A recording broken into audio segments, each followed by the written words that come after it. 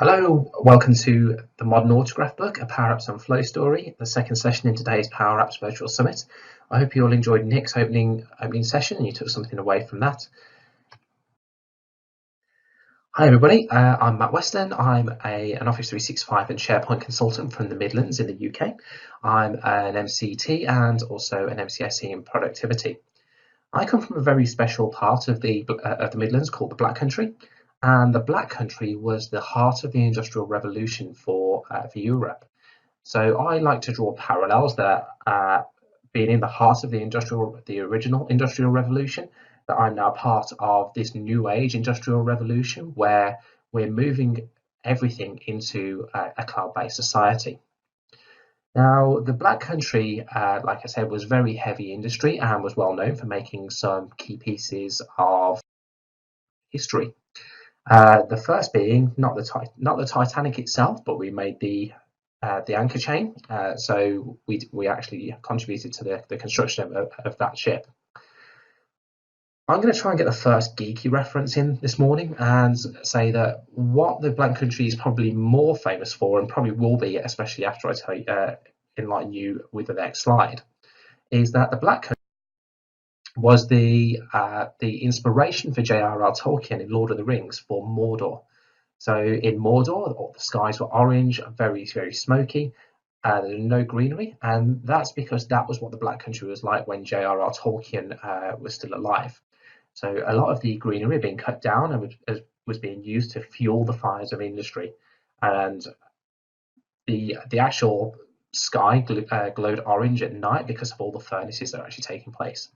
So if you take one thing away from today's session, is that Matt Weston comes from Mordor. But let's actually talk about what we're supposed to be talking about, and that is the Modern Autograph Book. Now, as you can see on the screen, it's flashing that this is a gimmick. Whilst what I'm talking about and the way I'm going to demonstrate this functionality is based off the premise of an autograph book, I can guarantee that by the end of the session, you'll go away and you'll have at least a couple of ideas about how you can use this in your day-to-day business lives. So why have I chosen an autograph book? The reason for this is because I'm notoriously bad at holding on to pieces of paper. A great example was when I was a little bit younger. I went to Disneyland Paris, and like all grown-up children, I went around trying to find Disney characters so that I could have my photograph taken with them and to get their autographs. As you can see on the pictures, I got the photographs. I even got their autographs, but by the time I got back to the UK, I'd lost the pieces of paper that I'd managed to get their autographs on. Now, because I was so excited about getting those autographs and those photographs, this was effectively my reaction when I got back home. Exactly the same thing happened to me a couple of years ago.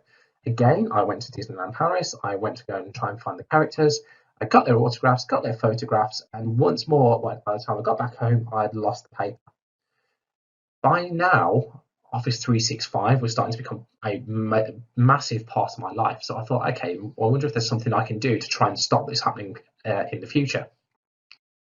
So I looked to Office 365 and I could do with some heavenly music on this slide.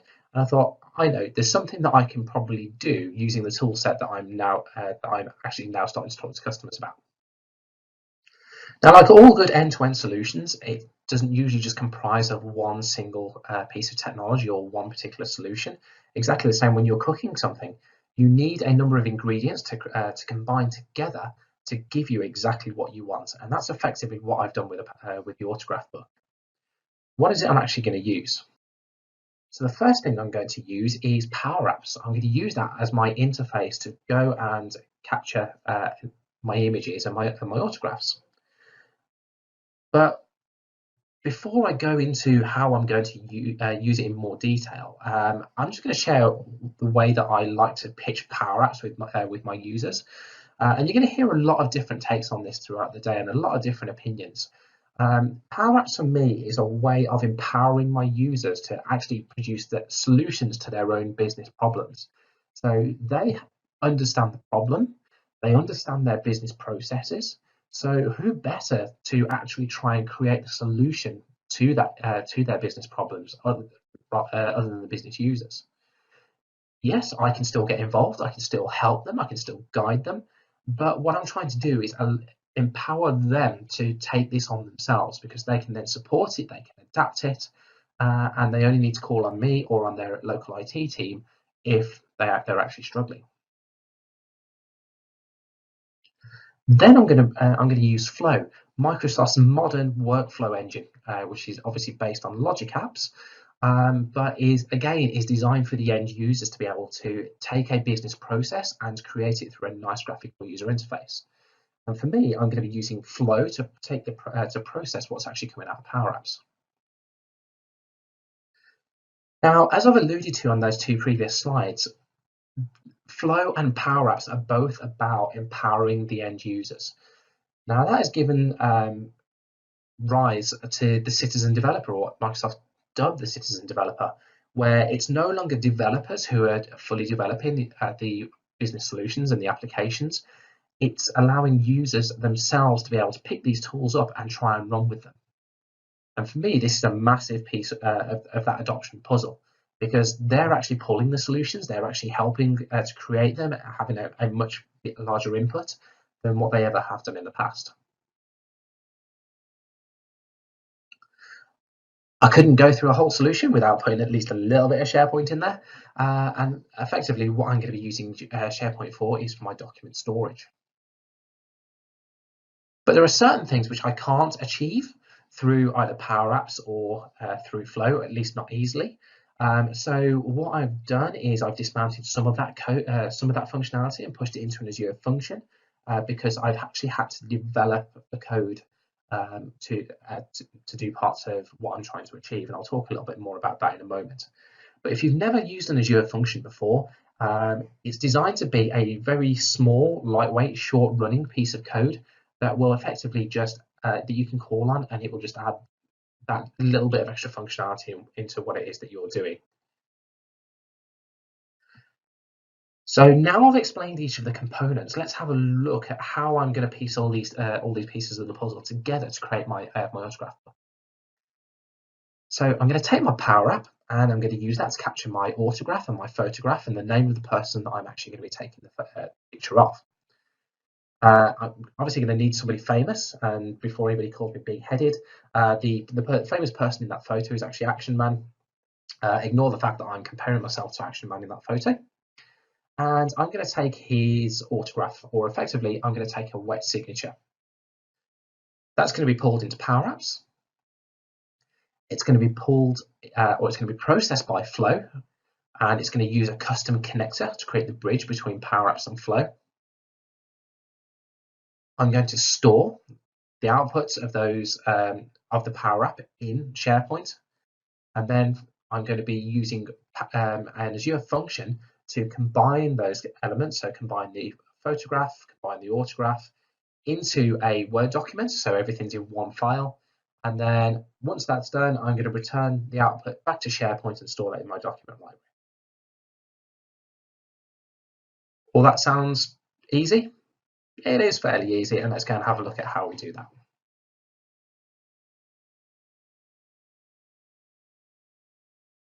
So I've already got my Power App open, and what you've got on the screen here is the Powerup Studio. So this is where I can do all of my editing, I can do all of my testing, I can see how things look, I can test things. This is really my one-stop shop for everything I need to do with Power Apps. So there's a few things that I'm going to quickly point out to start off with. The first is what I like to do is a little bit of best practice. So down the left hand side under my screens list, I've got a couple of additional screens down the bottom. I've got a governance screens for documentation to outline what's in my collections and my styling. So because I can't apply code comments into my Power App, I need some way of being able to almost document what it is that I've done. So if I, for example, leave an organization, then whoever picks up the Power App development in my stead can then go and look at those. They aren't navigable by any end user. There's no way to, there's no navigation route to actually go through to it. It can only be accessed through the studio. So what I've got on my screen in the main canvas area here is I've got a number of controls. And I've got some labels, I've got a picture, and I've got an icon. And really what I want to just talk to you a little bit about is the formula bar. So formulas, if you're familiar with creating your formulas in Excel, you can apply that same sort of logic to what you can do with PowerApps. And every single attribute, or every single object I should say, has got a number of properties that I can change. Either I can hard code things or I can add formulas in there. And in this case, I want to add a little bit of functionality onto my Get New Autograph icon. And it's purely going to be just a way of moving from the front page onto a second page. So all I'm going to do is make sure that I've got my onSelect property selected, and I'm going to start to build my formula. And I can do that in a couple of ways. I have this really nice browser, function browser. So I can go and have a look in there to see if what I want is actually there. So I've got textual formulas, I've got date times, I've got logic. Generally everything that you need is in there. Or alternatively, what I can actually do as well is go and start typing. So if I start typing in the formula bar, it will use IntelliSense. If you're familiar with Visual Studio or VS Code, then you'll be familiar with this. And I can start typing, and eventually I can just select what it is that I want to do. So in this case, I want to navigate. When I select a function in the formulas that needs some properties associated with it, it will tell me what they are at the top. So in this case, for the navigate, I need to give it a target, I need to give it a transition. But it'll also tell me exactly what it is that it's expecting within that particular property. So for example, the target needs the target screen to navigate to. So let's go and give it what we want it to move to, and I want it to move to my second screen, which is autograph. So I can start typing again. I can either fully type it or I can type partial type and then select. I can separate it with a comma, so I can then say I'm now going to put in the second property, and I can say that I'm going to do a transition. It's all about the transition, so I'm going to give it a fade. So now that I've given that a very basic piece of functionality, let's just go and have a quick test of that. And I can hit the preview of the app up in the top right corner. So if I press that, it will spring it up, and yeah, exactly as I expect it. I can see my app as I saw it in my browser, and this is how effectively it will look when I look at it on a mobile device. So Get an autograph, I've just given this button here some logic, and I've just told it that I want it to go and do something. I want it to navigate, so if I click that, and it navigates across to my second page. So that just gives you an idea about the formula bar, and we'll explore a little bit more about what we can do with that as we go through. So on this first page, I'm going to collect some basic information about the user or about the person that I'm going to take the photograph of, and I want to get an autograph. And I'm going to use two different types of input for this. I'm going to use a text input and I'm going to use a pen input. Both of these are available on the insert menu, and if I click on the drop down, then I have a text input, which will allow me to either type in if I'm on a desktop, or if I'm on a mobile device, it will bring up the virtual keyboard and then I can type straight into it. Or alternatively, I can use the pen input. And what that will do is, if I just click on that, it will give me this type of control. As you can see, by default, there's a number of controls or a number of tools on the bottom. So being able to draw, being able to erase, being able to delete. Effectively, it gives you an area that you can, using your finger or a stylus, you can actually scribble into. So you could be making notes, it could be drawing, whatever you think you can actually get into this. You've got a lot of flexibility. So I'm just going to close that down for a minute. So what I've got here is I have got my pen input. Now it looks slightly different to what I had before, and that's because over in the right hand side in the properties panel, I've turned off the show controls. And if I just toggle that, there we go. So I can now see I've got my controls back again on the bottom of the pen input. But I'm just going to turn it back off again. And all I've done is resize it just by using the handles to drag and drop and just move things around on my screen. Really, really easy to really start to get the app looking the way that you want it to. What I've got again on the bottom of the screen, I've just got a navigate, and exactly the same as what we saw on the home page or on the home screen, I've got a navigate to, and it's going to navigate me to my photograph. Before I do that, I'm just going to hit a preview on this because I want to give it some data so I don't have to come back to this later. So I'm going to call this Matt C365, and I'm going to give it a nice, that's my famous autograph. Okay, and just to show that I go next, yeah, there we go. So I don't have to navigate to my other pages like that. I can actually click them in the left-hand side in the screen browser, and I can come to my photograph. Now this is where we're going to have a look at some of the really interesting stuff, because I really like the camera control because there's so many uses that I've got for this already. So on my screen here, I have a camera control. That is found by going to Media and by going to Camera, and that will allow us to put the control on the page, and we can again resize it to however we want it to be. There's a couple of really cool or really useful properties that are available on this, and the first is Camera. So Camera allows you to determine which of the cameras you're actually going to be using to take the photograph. Is it the primary one, or is it, if you've got a secondary, is it the secondary? Now it's really useful to be able to toggle between those, especially if you're making this for a mobile device, because you may want to use the camera that's on the front of the phone, or you may want to use the primary camera that's on the back. And I can do that by, all I've done here is I've just referenced the toggle value of a toggle control, and you can just see there that it's highlighted green because that's the one that I'm actually referencing.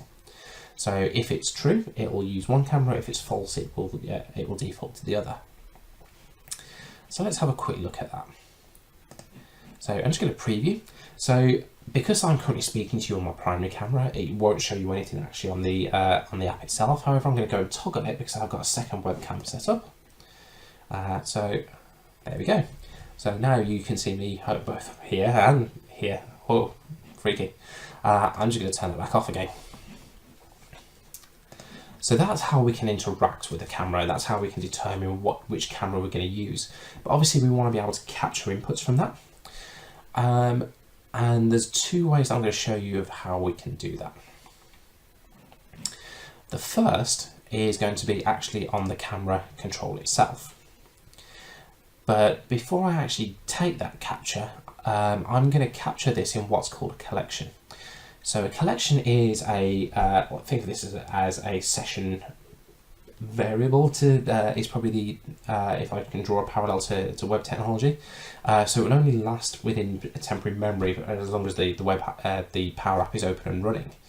However, what it does allow me is to put a lot of data into effectively an array and store it so that I can then use it elsewhere in my Power App. And there's a couple of ways that I can actually do that. So I'm going to go and try and capture something first of all, and I'm going to capture this on the onSelect on my camera. And if I go and I can use collect, and effectively what a collect will do is each time I press on the camera control, it will add a new entry into an array. So it will just keep going and going and going. The one that I actually want to use is because I only want to store one photograph. I'm going to use clear collect. So what that will do is if I take a second photo, it will wipe out the first one and it will replace it with whatever the new one is. So when I create a clear collect, I'm going to give it the name, give the collection a name. So I'm going to call it my autographs, and then I'm going to provide it with an array of or a number of different columns of data that I actually want it to store. So think of it as a table. So I'm going to give it a header first of all, and I'm going to call this person, and I'm going to take this from my autograph page, and it was a text control. So that's really useful if you name your controls so that you can quite easily find them again later, so you don't have to keep going back to find them. So I'm going to call it text on autograph name, and I'm going to take the text value from that. I'm going to take the autograph, and that was from my pen input, and the pen autograph will actually come through as an image. And then finally, I'm going to take my camera control,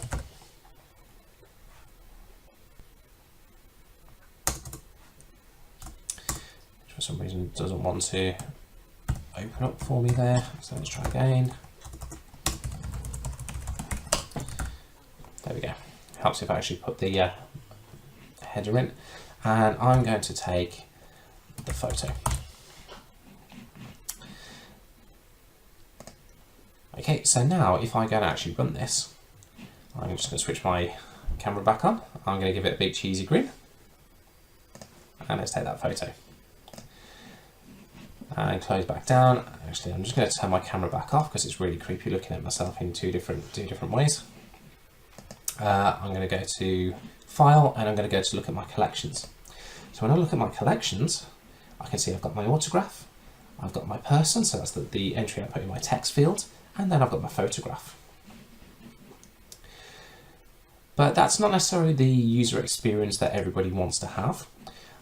So I'm just going to wipe that out of there for a moment. I'm going to cut that, because what I actually want to do is put that functionality onto this little icon down here, so that I'm not putting my hand in front of the camera control when I'm trying to take the photo. I can actually just press the take photo button. Now for this to work, there's a couple of changes which I actually need to make to my camera control to make this work, because I can't capture the photo, I can't call that function from another control.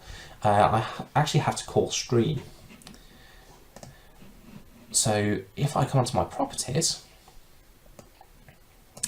what I'm actually looking to do first of all is change my stream rate, and I'm going to set it, by default it's 0, I need to set it to something greater, so I'm going to set it to 100. And then when I actually come down to my photo down here, and let's just paste my formula back in, rather than selecting my photograph.photo, because that is a property that's only accessible from the camera control itself, I'm going to call stream. So it's going to take, so effectively I'm going to tell the camera control to take whatever you see at the moment and give that to me to use. So now if I go and run this again, let's set the camera up, let's give it a bit of a thinking pose. And let's go and have a look at my collection again. You can see that that's now actually come across onto into my collection, so I can now use that going forward. So the one thing I'm going to do just to finish this this page off is I'm just going to go and put a navigate on that button as well, because once I've taken the picture, I want to take my user to a review screen just so I can go and have a look at it. So if I want to separate add multiple formulas, all I need to do is separate it with a semicolon, and then I can start typing in my new formula. I'm going to go to my review, and I'm going to give it a transition. There we go. So if I take a picture again, there you go, it's now moving across.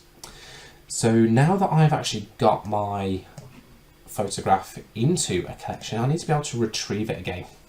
Like I say, it's stored in a collection, so it's available to me. And there's two ways that I can actually go and have a look at what's in the collection. I can go to View, I can go to Collections, and I can see my collections there. Or I can actually come down to here and I can go, I want the first option, the first item in my collection, so I'm going to select my autographs, and I want the photograph that was taken as a result of that. There we go, so there's my picture coming through, and that's coming through from the collection rather than coming directly from the camera control itself. If I wanted to iterate through multiple, so if I was actually creating lots of images in my collection, then I can use a for all, and then I can actually loop through and do and process each row in turn if I want to. I'm just going to go and repeat that same thing for the autograph.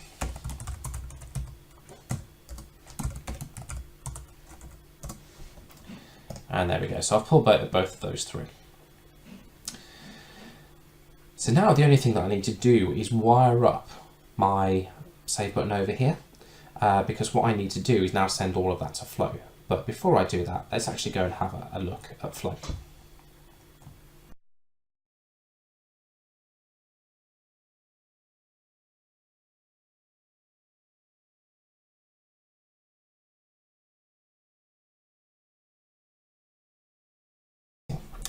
So what I'd like to talk about first of all is the pattern that I'm actually using in this flow. And you'll, for the developers amongst you, you'll notice that I'm using a try catch finally type pattern, and that shouldn't be anything that's unfamiliar to a developer. Basically, all of my execution takes place in the try. If there's an error, then I catch it and I handle it, and then I can do a finally if there's any wrap-up tasks which I then need to do. Now, this is available as a template. Peter Veenstra has published this into the flow gallery, so you can use this as your own pattern, or you can create it yourself. Now, when I create a flow, there's two ways that I can do it. I can either create one directly from PowerApps, and that will give me a PowerApps trigger, or I can come in and I can create one myself, and that's effectively what I've done with this. Because what I need to use is when a HTTP request is received trigger. Now, the reason for that is because when I pass an image through from PowerApps into Flow, it comes through as an image. It comes through as an actual file. However, when I try and bring across the autograph, whilst I reference it as an image in PowerApps, it actually comes through as a URI. So it can't be handled in the same way. I can't do anything within Flow natively to try and parse that URI and download the image and then use it.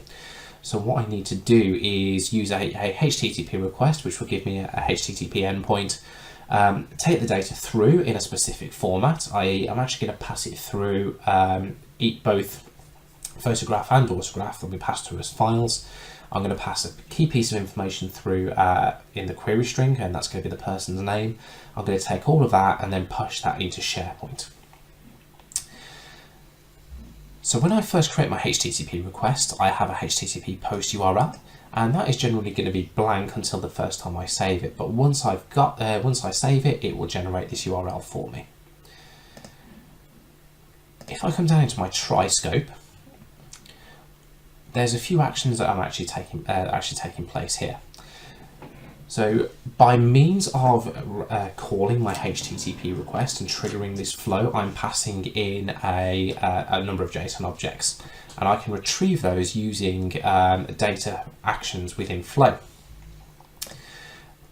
The first one, I'm going to get some information, I'm going to initialize my variable, and I'm going to take an input of the trigger. So if I actually click on that, I can use this trigger keyword, and that will look at whatever the trigger action is and reference that. And because I'm getting an output of a JSON body, I can tell it exactly where in that JSON I want to take the information from. So in the body, I'll have outputs, I'll have queries, and it will have, and then eventually I'll be able to select the person. Because what I want to do is pass that through, pass the person or the actual name of the person I'm taking the picture of, and pass that through as the query string parameter. Autograph and photograph I'm actually going to bring through as files, so as actual form data. So therefore I actually need to bring it through as multi-part body, and again I can use this part of an expression called trigger multi-part body, and I'm going to pass the autograph through first. So I'm actually being quite lazy here, and I'm just saying just take the first one, and that is going to be my autograph, and take the second one, so multi-part body 1, and that's going to be my photograph. And what that will do is it will bring both images through in a fully encoded image, which then allows me to use it in the next two actions, which is the create file action in SharePoint. So I can tell it where it's going to put it, I can give it my SharePoint site address, I can tell it where it's going to store it within that SharePoint site, I can tell it what it's going to be called. So I'm taking the output here from get person name, which was this action, and I'm just going to append autograph to it because this is my autograph file. And then the file content is going to be the output of my get autograph, which is this. And I'm going to repeat the exact same thing for the create autograph file. Finally, what I'm going to do, once I've got those pieces actually stored within SharePoint, I'm going to have a HTTP call, and that is going to call an Azure function. And all that Azure function is going to do is take the data from SharePoint, along with the name, which I'm passing through as part of the request body. It's going to take the images out of SharePoint, combine them into a Word document, and then push that Word document back into SharePoint. Now, I'm not really going to go into that today because I really want to concentrate on the PowerApps and Flow element. But all it really uses is OpenXML, which I used in C#. and you just publish that straight from Visual Studio 2017 into my Azure function. There are alternatives depending on what languages you want to use. You can use Node, you can use PowerShell, whatever you want to use. Just bear in mind, if you are using PowerShell, that you do need to change the version of the Azure function back to version 1, and make sure that you have experimental languages turned on, so that you then see PowerShell. So that is effectively what my flow is, but the real question is, how do you bridge from PowerApps into Flow if you're not using the PowerApps trigger? And that is all done using a custom connector. And I'm going to basically use my HTTP post URL, which I get from my trigger. I can copy that to my clipboard, and I'm then going to come down into my data menu on the left hand side, and this is exactly the same for PowerApps as it is for Flow, and I can come down to custom connectors. So let's just leave that page. Now, custom connectors are only available if you have a Plan 1 in either PowerApps or Flow. This changed on the 1st of February this year, so any new custom connectors that you're creating, you will need that plan in place. If you have a if you have a custom connector already created before that point, you have until the end of January next year, so the end of January 2020, to either upgrade your plans or to re-engineer your solution so that you're no longer using it. Those are your two options. There are alternatives, but they're the simple ones. So there's a number of ways that I can create a custom connector. I can use a create from blank, and I'll show you when I look at the autograph generator. I'll show you what that actually looks like. I've got an import from an OpenAPI file, or a Swagger file as they're more commonly known, which is a JSON definition file for what that connector actually looks like and what that connector does and how it behaves. I can import it from a URL, so if I'm using a custom connector which is going to connect to an external web service, the vendor of that web service may provide that OpenAPI file for me, and I can just connect straight onto that URL and grab that straight away. Or if I'm actually working in Postman and doing my dev there, I can generate a Postman collection and I can import that, and that will build my connector for me. Once I've actually created a connector, I've got the option to download it, but likewise I've got the option to update it as well from another OpenAPI file. So if I make a subsequent change and update it, I can update it using this rather than always going through the GUI. So you've got a number of options as to how you actually want to use this. So let's go and have a look at what my connector actually looks like. So I'm going to give it some basic information first of all. I can give it an icon, I can give it a different background colour, which I have hit and miss success of actually seeing that colour come through. I can give it a scheme, so I can tell it what it's going to connect to. Is it HTTPS or is it HTTP? And then I can tell it exactly where it's going to connect to. So what I've got here, this prod39 westeuropelogic.azure.com, is what was taken. So if I just fire up Notepad and bring that across, this is the URL that I actually copied from my Flow trigger. Effectively what I'm doing is I'm taking the first part, and that will change depending on what region your logic app is actually running in, or your flow is running in. The second part is the workflows. So that's the base URL, so effectively that's the part that remains static throughout within my URL. After that point, within my flows or within my logic apps, that GUID afterwards will change. So you only ever go as far as workflows. That's the static part. I can tell it what security to use. I've already defined it here, so it's giving me the option to go and edit, but I can use API keys, I can define OAuth, based on a number of templates as well, so I can actually base it off an Active Directory or an Azure AD authentication method, so I can put that in as well. There's some really cool things in there. But what I'm really interested in, what this definition is. Now, when I come to the definition, I need to give it an action. And the action creates a number, allows you to do a number of different things. It allows me to specify a summary. So because I'm using a custom connector, that custom connector can be used in both Flow, PowerApps, and Logic Apps. And that can be, so the summary is effectively how it's going to look when I look at it through a graphical UI, such as looking at it through Flow. I can give it a description, and I can give it an operation ID. And the operation ID is what I'll be using when I go back to my Powerup in a moment to go and have a look at how we can use this.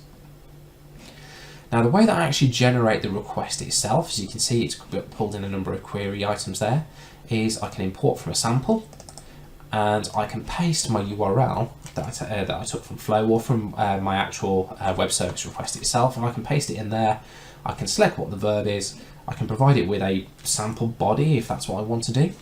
And when I import it, it will basically give me a graphical representation of what that action actually looks like, or what the request looks like. So I can see there I've got my URL, but it's stripped off all of the query string parameters that I actually took from Flow, and it's represented them down here instead. So I've got my API version, I've got an SP, SV, and a SIG, and then a person. So for this example, I actually included a query string parameter called person on the end of my normal Flow. What I've actually done here with some of these query string parameters is, if I go in and edit them, I've made them required because I need all of these items to be provided in order for my Flow to run. But I've provided some with a default value, and I've made them internal. And what making it internal means is that my user, or my end user, will never be asked for to provide that information when they're using this connector.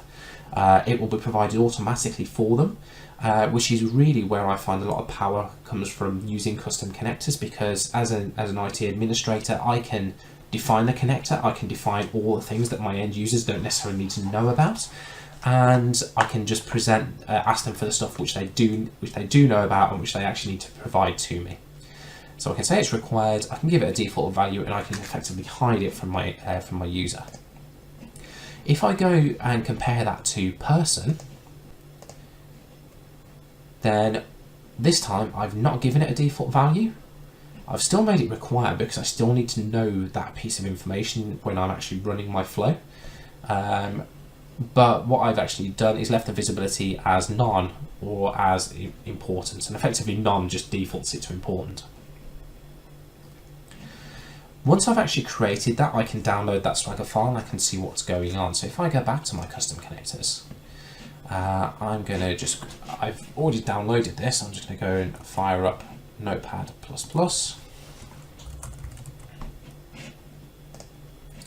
And we can actually have a look at what the Swagger file looks like. So this is what's actually generated by going through and using that wizard which I've just been using. However, to make this work, I've actually had to make a couple of small tweaks. The first is that I need to tell it that it's going to what it's going to consume. So by default, that won't be there, but I need to tell it it's going to pull through some form data.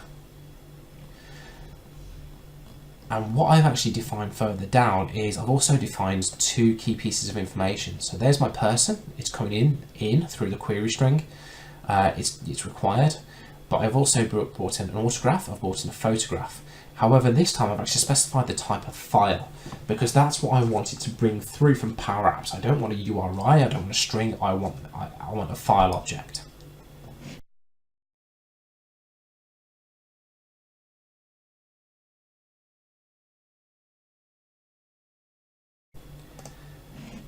So now my autograph generator is ready for me to go back and actually start using back in my Powerup.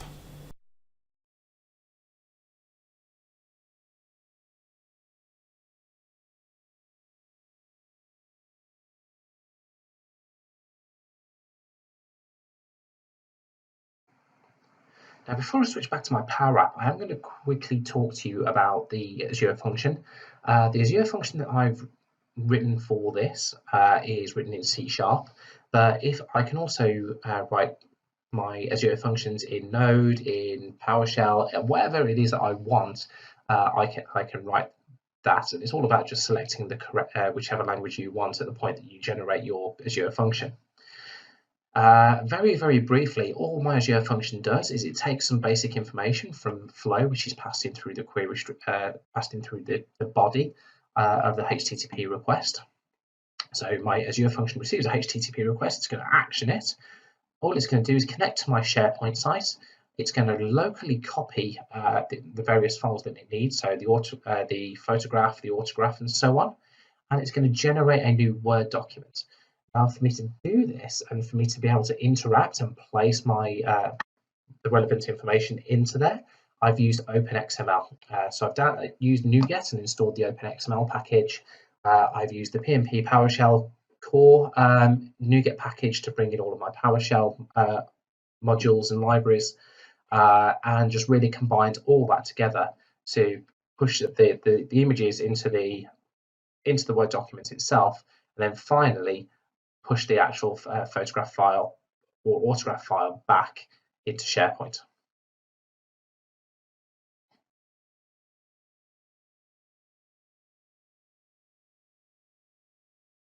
What we want to do now is actually start using that data, using that custom connector to pass the information through to Flow so that we can actually get the whole process working. So this is what I'm interested in. I've got Matt Weston 365, I've got my photo, I've got my signature. What I actually want to do now is connect to my Flow, and to do that I actually need to refer to it as a data source. So on my view menu, I can go to data sources. There's my autograph generator, so I've already brought it in, but if I go to add a data source, I can look at what the custom connections are that I've already got open. If I need to, I can go and add a new one. And this is now searchable, so I can go and find my custom connector if I can't spot it immediately. But just notice here that it has got a premium icon next to it. So like I said, you do now need a plan 1 in either PowerApps or Flow to be able to use custom connectors. Now the key thing to remember is it's not just the person who's creating the Power App or the Flow that needs the plan 1, it's also everybody that's going to be using it. So you can't get away with just buying 1 or 2 P1s, you actually need to license all the users that are going to be using it. And to be honest, that's may or may not give you value for money, depends on how often you're actually going to use these custom connectors. But probably if you are able to take what you would be buying off the shelf as a separate product and actually producing it through PowerApps, then it gives you a good chance of actually getting good value for money for what is roughly about $7 a month. So let's close that down because I've already got my data source here. So I've got my autograph generator. So what I'm going to do is now connect up my save button so that I will submit my data through my custom connector to my Flow, and then that will be processed from there. And I'm going to use the onSelect. I'm just going to drop this down so we've got a little bit of room. And I know that my data source is called Autograph Generator. So I'm going to select that. If I hit a dot, then it will allow me to select any of the actions which I've got defined. As I've only got one action here, I'm going to select Process Autograph. If I had multiples, then they would obviously be listed there. But what it's doing is, because of the way that I've defined it, it's asking me for a person, it's asking me for an autograph, and it's asking me for a photograph. So it's asking me for the key pieces of information I want. It's not asking me for any of the internal items. That was all set on the custom connector. So as an end user, I'm not going to know what information, so that's set for me. But within my control is the person, is the autograph, and is the photograph. So let's start to populate that. And I'm going to use exactly the same mechanism as what I did when I was pulling the information out for the review. So I'm going to go and pull information out of my autographs. I want the person. I want the autograph.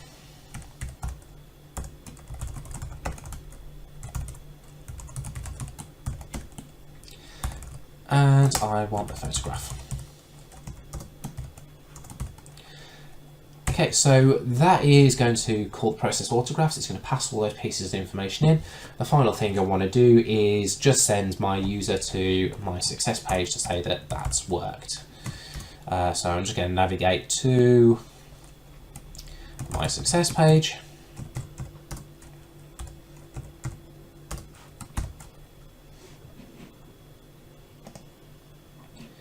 And there we go.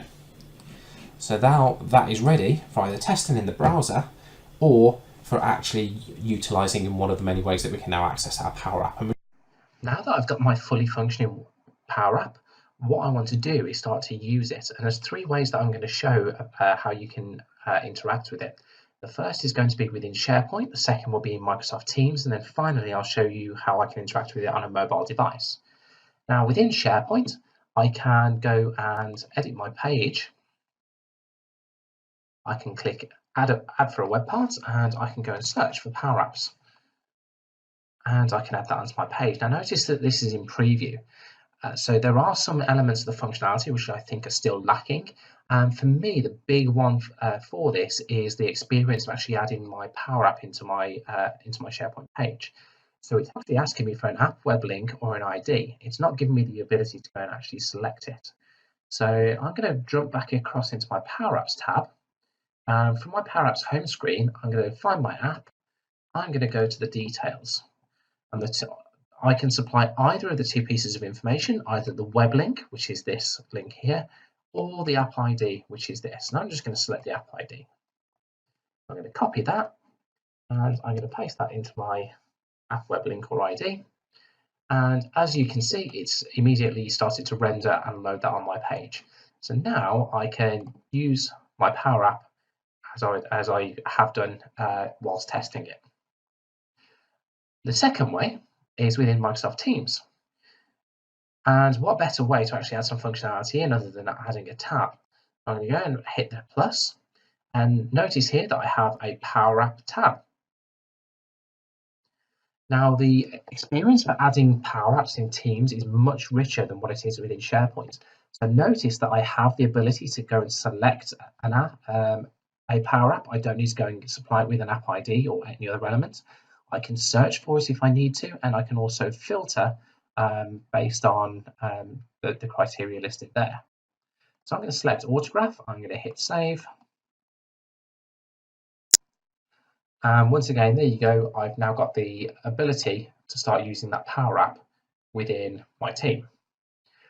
But obviously the key thing that I want to use this app for is on a mobile device that I can take it anywhere with me and collect autographs. And I'm just going to fire up my mobile. And let's just quickly connect.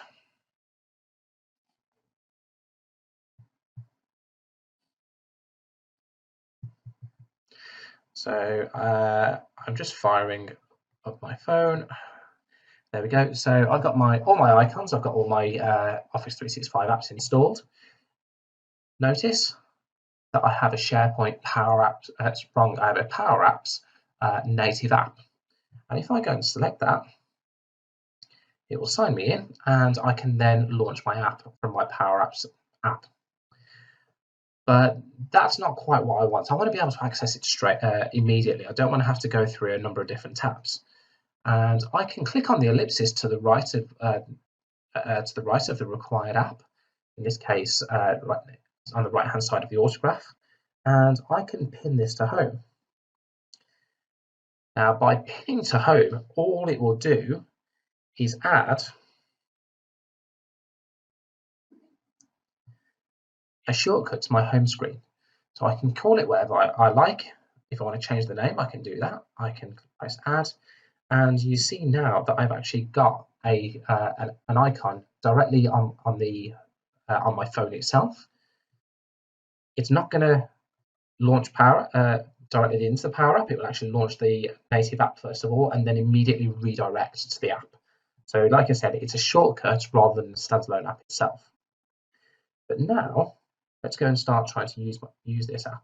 So I'm going to collect some basic information. I'm here on my own, so the famous person that I'm going to be collecting the autograph for is me. So I've put my name in, I've signed my autograph.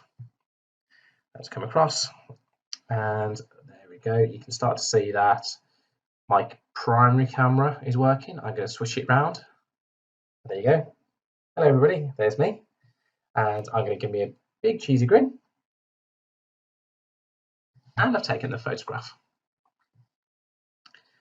So now that I've got the details, I can review it. Yep, that's me, Matt Weston. There's my photograph. There's my signature. Let's hit save on that. And that's going to go away and process. And there we go. There's the success. So let's just stop Maroon for a moment. So what has happened then in the background is obviously it's gone through the Power App, through the custom connector into Flow. It's been processed by Flow. It's been processed by the Azure function. And let's go back across to SharePoint, because what I should now see when I come to my autographs is that I have a document waiting for me called mattweston.docx. So my name, it was only modified a few seconds ago. Let's go and have a look what's actually stored in there. And there we go. There's me smiling. There's my signature. There we go. I have my autograph. So there we go. Just to recap on what it is that we've actually done, we created our Power App, which was taking a photograph and a signature from somebody famous or from anybody, using a custom connector to pass that to Flow, which would then store the initial images within SharePoint, process both of them using an Azure function, and then to combine the two into a Word document and then save it back into SharePoint. And there we go. We have our autograph book. So finally, I think I'd just like to thank everybody for joining me in this morning's session. Thank you for attending the Collab 365 PowerApps Virtual Summit. I hope you enjoy the rest of the day and I hope you get lots and lots out of it.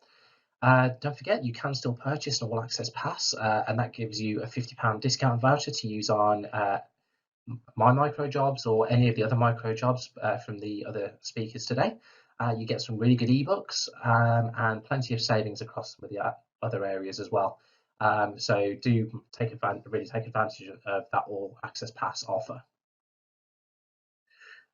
My specific micro jobs, I have two which are on the site at the moment. The first, which is an introduction to Power Apps. So if you are still trying to help your business or your colleagues understand what Power Apps are, how you can use them, and more importantly, what the art of the possible is, then this is a session where we can go through some specific examples. We can look at how they've been used in the past, how they've been applied, and how you can actually take them forward and drive adoption within your own organization. And secondly, I have a conversion of SharePoint Designer workflows to Flow, which means if you're trying to remove your dependency on legacy technology, on technology that will eventually be deprecated, then this is a really good way of doing it, because we can work together to analyze the existing workflow, design the replacement so that we can make it better than what it has been, we can test it, and then finally we can deploy it, so you then have a fully functioning Flow. So if you've got any questions or if you'd like to speak to me about those, please do follow the link below and they will take you to the further details. So finally, once again, thank you for joining me in this session. That was the Modern Autograph Book, a Power Apps and Flow story. I'm Matt Weston. Have a good day.